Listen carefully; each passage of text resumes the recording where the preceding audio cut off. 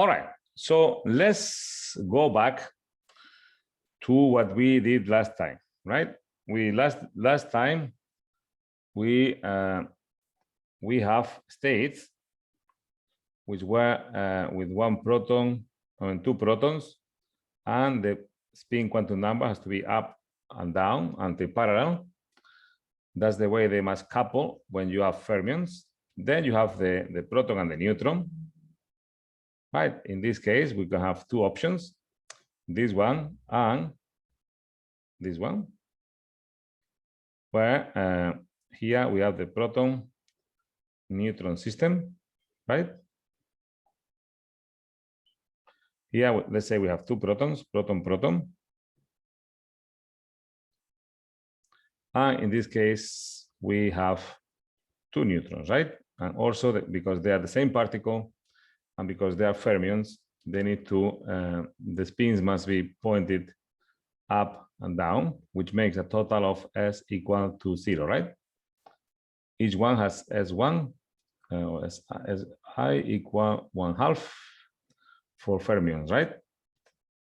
In this case, sorry, in this case we made a mistake here because this guy can go up. Sorry, it should be up, right? And in this particular case, we have S equal to 1, right? And S equal to 1, as the wave function has to be antisymmetric, we must correspond to an isospin quantum number of t equals 0, and here of t equal 1, right? And this was the neutron configuration, right? Is that clear? So some of you use this case 22 sodium here, and then let's go to the charts of nucleides. Here we can see the 22 sodium, which I just saw it. Let me just expand it a little bit so we can see better this nuclear chart. Control plus. And we have the sodium 22, which is here. And we are neon 22, and up there we have magnesium 22. Just to confirm.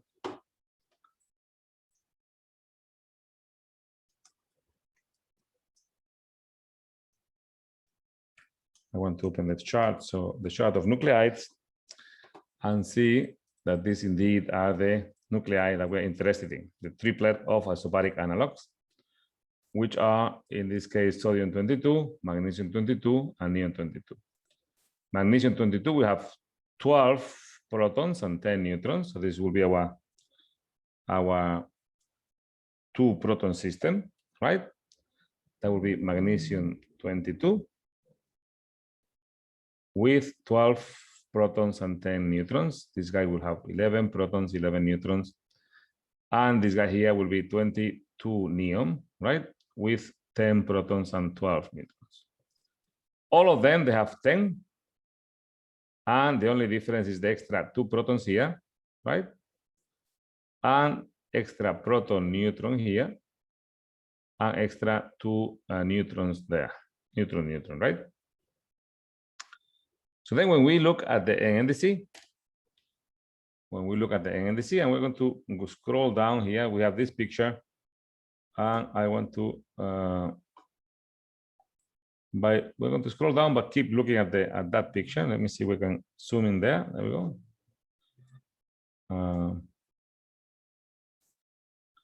Right, and we're going to compare because I see that we don't understand the situation here.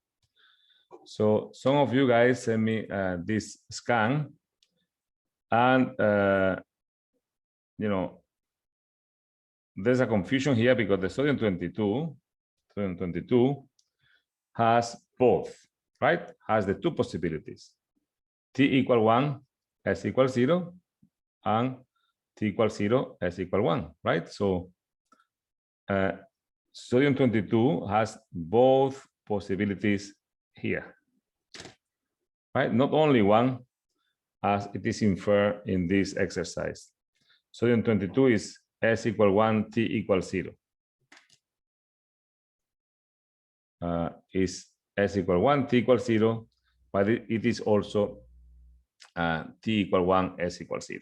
Both of them, right? Only these guys,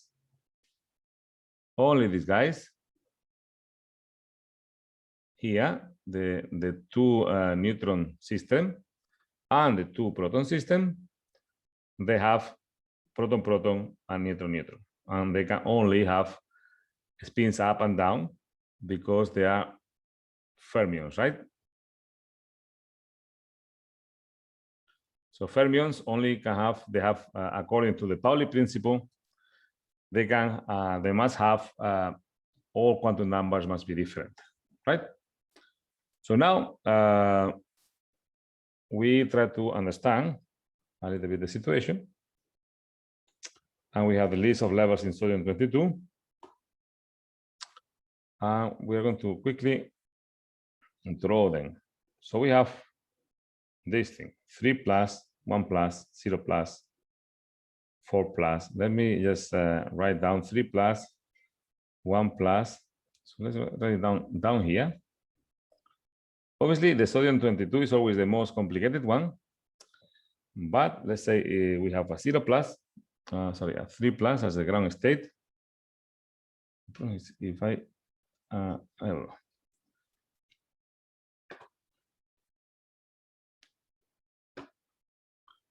Bring this a little bit down.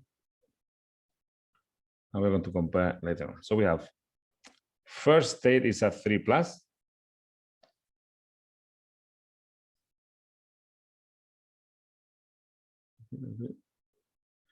So it's a 3 plus. So then I'm just going to show I'm going to write down the energies, and we're going to see 1 plus, 0 plus, 1 plus, 0 plus. We have a 1 plus here. And then we have 0 plus, 657. Let's put here the energy. 0 plus, 657 keV.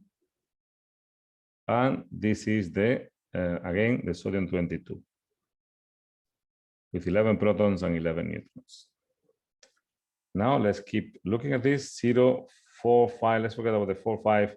And then comes, well, let's put the 4, 5, and 1. 4, 5, and 1. Then we have, let's put all of them. 4 plus, 5 plus, and 1 plus. And then we have this 2 plus at 1952. At 1952, to put this energy here, 1952, we have a 2 plus. Okay. So now let's look, and these are the excitations in sodium 22. So now, instead of sodium 22, we're going to change this sodium here. We're going to put here neon. Let's see. Oh, here we go, neon. So neon has a 0 plus,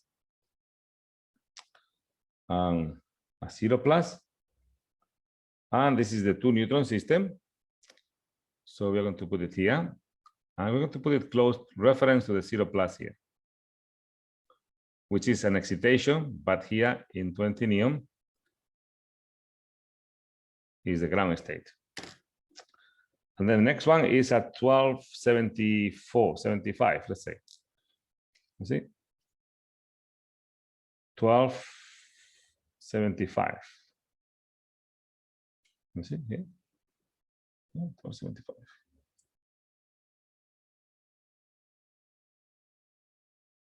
$12.75, let's say 2 plus. So now let's write down also what's going to happen. I can already predict what will happen. We're going to have a 0 plus here. And we're going to change this to magnesium. We're going to go to the top here. Instead of neon, we're going to put the symbol of magnesium, Mg. And we're going to have here 1247, 0 and 1247. 0 and 1247. This is going to be, sorry, this is was 22 neon. not 20. We must have always the same number to be isobaric triplet of isobaric analogs. A must be equal, it must be constant, right? So this should be 22 magnesium. And this is a 0 plus, right? So let me see again, 1247. Okay. Let's make it a 4 plus, 3308. 3308. Let's put here just even if we don't, it's not at scale, but let's put the 4 plus. 4 plus is at 3308. See, 3308. Yeah, 3308 is a 4 plus. Then there must be a 4 plus here. Let's go back to the neon 22 case, and the 4 plus is at 3357. 3357. Okay, as you can see, quite close, 3357. And then as if isospin is a proper symmetry of nature, there should be a 4 plus here.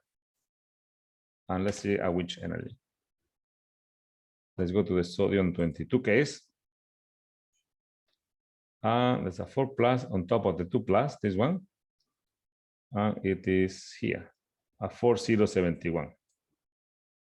That's the 2 plus here. On top of the 2 plus, there must be a 4 plus, a 4071. 4071. All right. Now, obviously, the energies are different to these ones, right? But not relative to the 0 plus. If this is a 0 plus, the ground state here, which corresponds to the ground state in neon 22 and magnesium 22, what is the energy difference between these two guys? Huh? Can you get me the energy difference between those two guys? That will be 1952 minus 657 will be equal to 1295. 1295, right? So the energy difference is very similar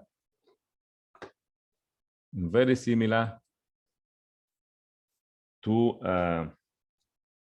so the difference, this level here, let me see, what is it? This should be referenced to as 1295, which is close, right? This is the energy difference between these two guys, 1952 minus 657, right? So as you can see, these energies are quite similar. 1247, 1295, 1275. And obviously, these two guys are close to each other. Now let's look at the different energy difference between this guy and this guy, right? So that will be how much? So the energy difference between these two guys here and these two guys here, it will be very similar with each other. So we have the 4071 minus the 1952, which is equal to 2119. That's the energy difference between these two. Between these two guys here. The energy difference is 2119. Let's see the energy difference here. 3357 minus 1275 equal 2082. 2082, as you can see, quite close with each other, and the energy difference here is 3308 minus 1247 equal 2061. 2061. So from here we can infer that these 4 plus, 2 plus, and 0 plus are what? What kind of states are they? T equal, S equal. Answer to the question quickly.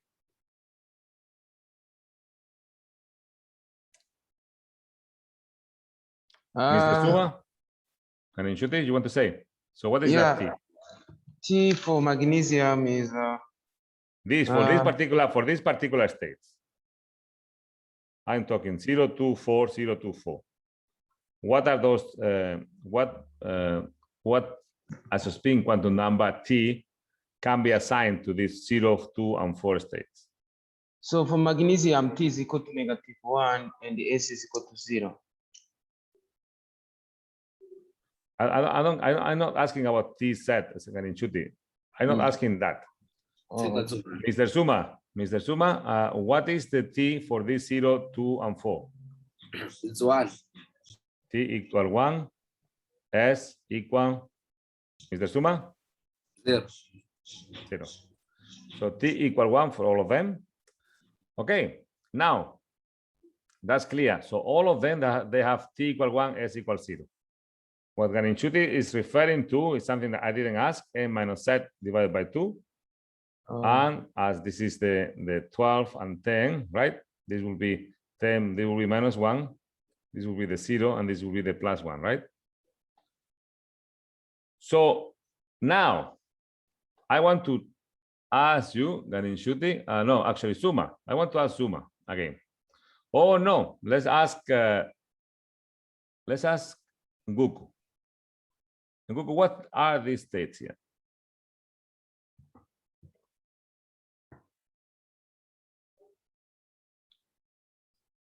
What are those states?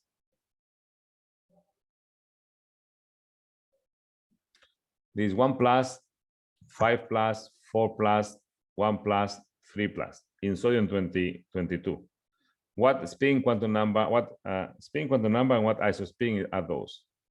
T equal? Equals 0. T equals 0. S equal 1. Yes, is 1. Right. So this again implies that we know what these particles are doing here. They are all coupled up, right? And we know also what is happening on this side, these guys here. For this T equal 1, S equals 0, we know that the spins are coupled like this, right? So these guys, as you can see, the what we just label here as green, this 1 plus, 5 plus. Let's just not confuse with the colors. Let's put them green. Okay, this 1 plus here, this 5 plus here, this 4 plus here, this 1 plus here, this 3 plus, which is the ground state in sodium 22, they are nowhere to be seen here or here, right? And this is because we know the answer to this problem. This is because there's no possibility. There's no T equals 0, S equal 1 possibility for this and for this. Correct? Is that clear? Mr. Suma, is that clear? Because I want everyone to understand that this is what I wanted you to do for everything. I want you to build your level scheme. I want to see that you have written the excitations in all these nuclei, that you went to the N and the C. And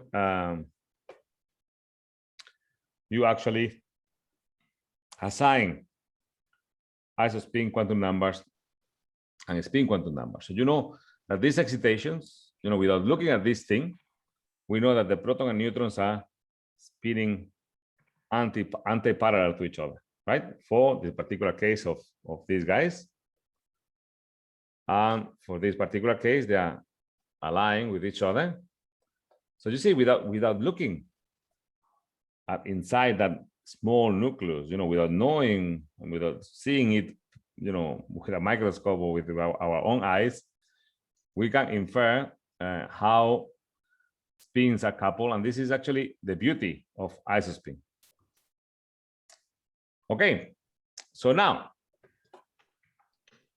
I wanted to revise this because I think it's now clear. I want everything to be clear. I don't want mistakes with the homework, with assignments.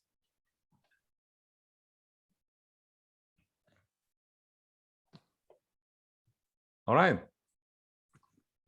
Guys,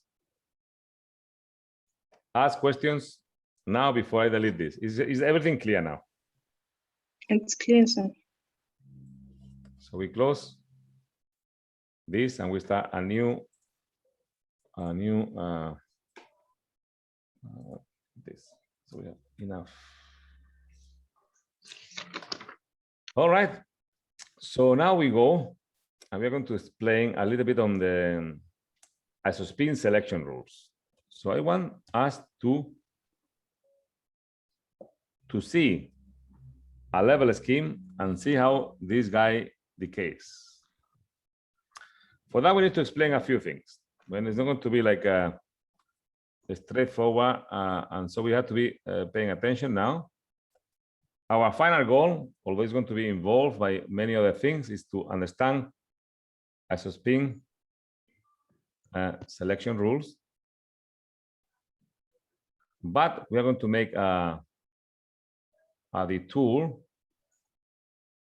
into other aspects of electromagnetism.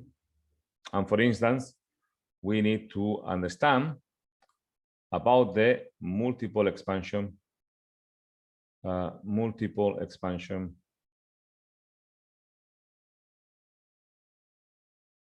of the electromagnetic field.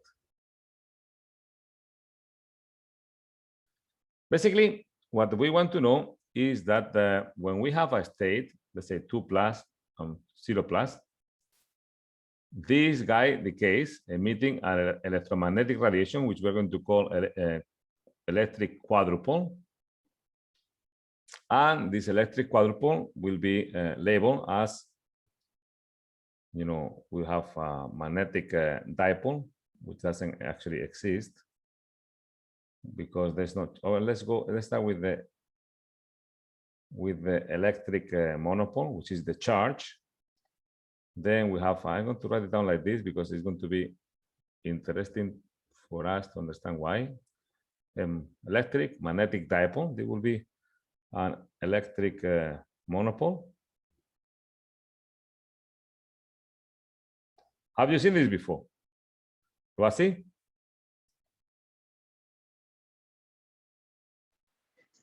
Yes, Prof. Have you seen this in which class? We've seen it in intro. Okay, good. Very good. I like that. So in Introduction to Nuclear Physics, you did this E2, M3, right? Or we have the possibility of having, I'm going to just explain this in a second, M0, E1, M2, E3, and so on and so forth. So there are basic rules that I just want to remind you, to refresh you.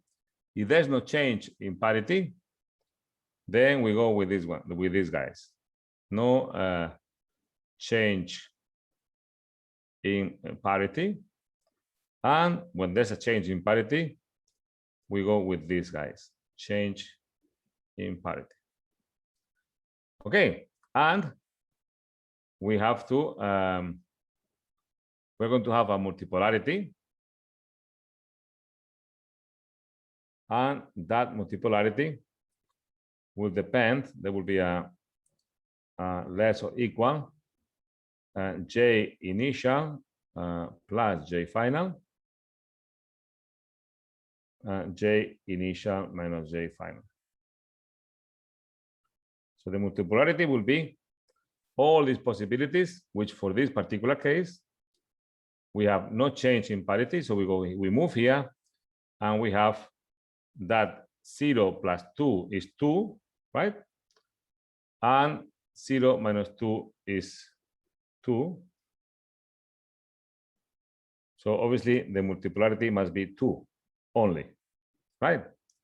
As is 2, we start here, 0, 1, and 2.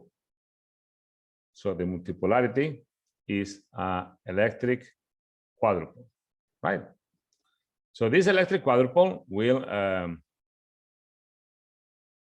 radiate. This is not like a weakly radiation, a gamma ray. It's emitted from this level down in such a way, like throwing water down. That's not the way radiation works. And let me see. So you have done this, right? Have you done these selection rules? ¿Lo así? You went through this in the intro, right? Yes, Prof. All right. So you also went through. So as I always say here, I don't want us to believe what we say. So we need to be able to expand the electromagnetic field into its multiple expansion. So we may have a charge distribution with a volume V, and we may have a coordinate system here, Z, Y, and X, and we may have a charge here, QI, and at the point, let's call it P, whatever, and this is going to be RI, and we want to measure the electromagnetic field in a point P. This will be R. This will be whatever cosine, sine of, the theta of I, and this distance between here and here will be capital R. So the potential will be the sum, the electrostatic potential will be the sum of I1 to N, number of charges. And we have, what will be the potential, guys? 4 pi epsilon naught R I. So this R I also depends, right? So the sum of the charges. Right. So in this particular case, when P is far from the charge distribution, from V prime, when P is far away, we can make the following substitution, right?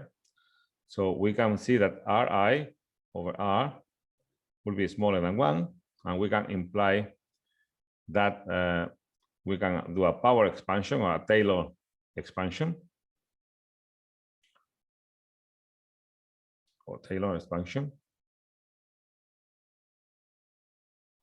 right, of the electromagnetic field. And this, because Ri, remember, Ri will be R square plus Ri square minus 2R Ri cosine of theta, and this 1/2, right? So we can make a substitution, and we can divide everything by R, and we are going to reach all these different monopoles, So we can decompose basically the electromagnetic field, which is complicated, into different monopoles. And for this, I want you to continue here. Octopole. And I want you to go to the library. I want you to the library and deduce the multiple expansion of the electric and the magnetic field. Okay. And for that, there's a nice book. There are many books. Jackson. I like this book. Wangsness. And the book is. I have a book somewhere here. It's called. Let's go here. Electromagnetic fields. Right.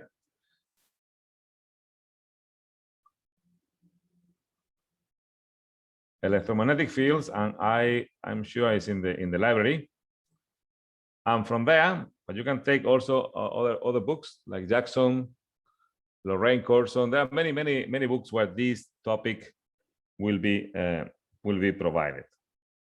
Right. So I want you guys to be able to deduce the multiple expansion of the electromagnetic field because then we'll understand better why we have these E naughts, M1s, E2s, M3s. It's important that we understand where are these guys coming from, right? And the utility of it, it's very useful because now we can say, okay, this guy is proportional to this guy is proportional to the electric dipole. This has a magnetic dipole. There's no such thing as magnetic charges. We don't know yet of any magnetic charges, so M0 doesn't exist to us. So this won't be a possibility, although there are searches of magnetic dipoles as we speak, but no one has ever found those. So now that we have understood this, obviously, I wanted to also outline here, very important, how these guys, the 2 plus to 1 plus to 0 plus, to the ground state, we mentioned it is a little line here, a wobbly line with, we say it's an E2, but the E2 in truly, it will look like this. It will look like a radiation. Will look like some kind of radiation up and down, right? And then it will have some radiation here. So in a way, this will be a electric quadrupole. In a way that we can place detectors around. We can place some detectors around, like in the array of Gamma, right? And we can study this radiation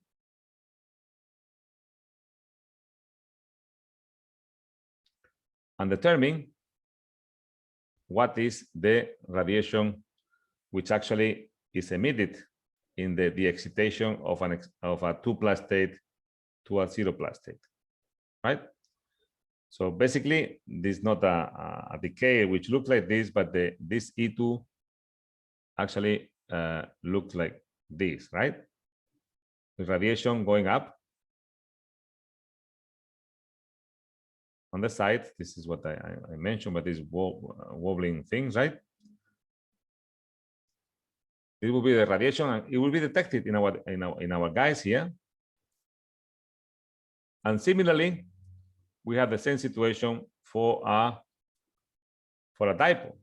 In the case of a dipole, we can go back actually here. I don't know how much we can go back actually. That's it. Okay, let's go forward, and then let's not confuse this and a quadrupole, and that's how radiation is being emitted. And having an array like the Gamma array in South Africa, the Temba Labs, we can determine what is the mixing ratio. What is the mixing ratio? And the mixing ratio is basically that mixture of magnetic to electric,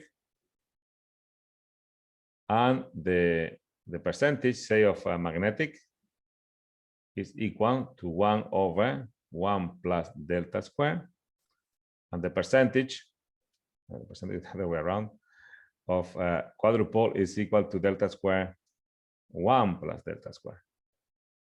So sometimes we will have pure E2 transitions, but in other cases, let's say the 2 plus to 1 plus,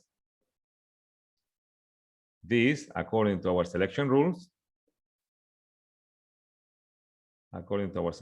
right here, right? We have no change of parity, but then J initial plus J final will be 3. 2 plus 1, 3. 2 minus 1 will be 1. So then this guy can be 1, 2, or 3, right? So we go back and to no parity change. So we go 0, 1, 2, and 3, right? So this is the possibility. So M1, E2, M3. So this will be M1, E2, M3. This 2 plus to 1 plus. However, this in the Taylor expansion, as you go up in order, this becomes negligible, and the transition here will be M1 E2. Will be an admixture of magnetic dipole and electric quadrupole, right? This will be our radiation. And as a rule, every time we have a magnetic, the electric counts, but whenever we have an electric, the magnetic doesn't count. The next magnetic, okay? When we have an electric, the next electric counts always, and when we have an electric multipole, the next magnetic doesn't count. It's just a matter of because of the particular Taylor expansion and how each monopole weighs. Okay. So now, if we have a dipole in our Gamma array, let's change the colors here. It will basically look in a different way. There will be a dipole now. Let's look at the dipole. It will have emission up and down. Oh, let me see. Let's draw it down. You know, just imagine that we have a system of detectors. The dipole will look basically this upside down. The squid here.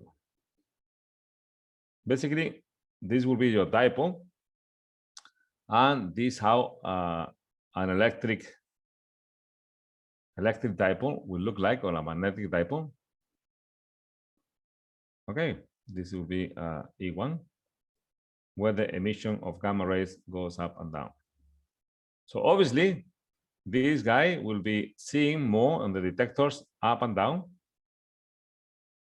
If we have detectors here, it won't have much radiation on these detectors here.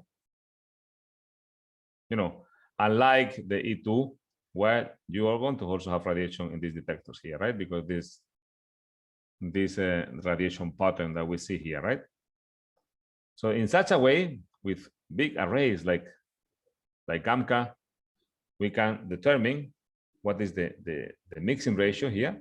What is the mixing ratio delta? And see what kind of radiation the nucleus is emitting from a level to another level. Is clear?